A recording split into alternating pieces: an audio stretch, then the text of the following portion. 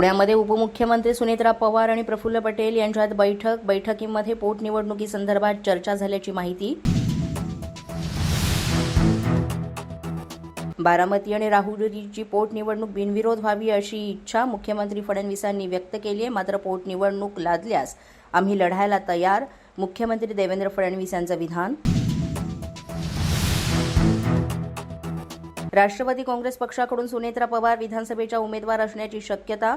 यामुळे शरद पवार यांचा पक्ष बारामती पोटनिवडणूक लढणार नसल्याची माहिती. 5 राज्यांच्या विधानसभा निवडणुकीचं बिगुल वाजलं. केरळ, आसाम, तामिळनाडू, पश्चिम बंगाल, पुदुचेरी या 5 राज्यांमध्ये विधानसभेची निवडणूक पार पडणार. पश्चिम बंगाल राज्यामध्ये 2 टप्प्यात निवडणूक होणार.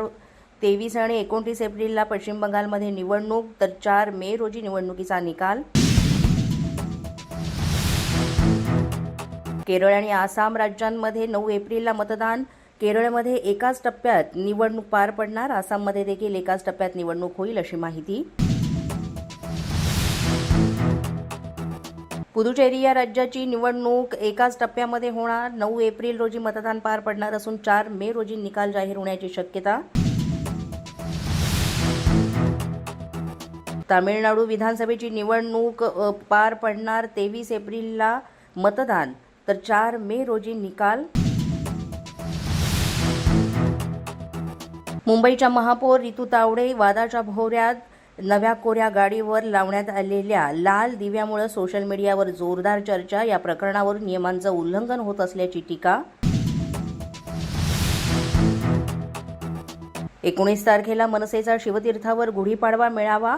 मनसेकडून मेळाव्याचा टीजर जारी. राज ठाकरे मेळाव्यात काय बोलणार याकडे सर्वांचं लक्ष. पोलीस माझा न्यूजच्या बातमीपत्रात आज इतकंच. तुम्हाला आमचं बातमीपत्र कसं वाटतंय याबाबत अवश्य अभिप्राय कळवा. यासाठी पोलीस माझा न्यूजचं युट्यूब चॅनल सबस्क्राईब करा. तसंच आमचं फेसबुक, इंस्टाग्राम आणि ट्विटर अकाउंट फॉलो करा. अधिक माहितीसाठी आमच्या www.policemazanews.com या वेबसाईटला भेट द्या. आमचे अधिकृत प्रतिनिधी व्हायचं असेल तर स्क्रीनवर दिलेल्या क्रमांकांवर आजच संपर्क साधा. आजच्या बातमीपत्रात इतकंच. पुन्हा भेटूया पुढील बातमीपत्रात. तोपर्यंत पाहत रहा पोलीस माझा न्यूज.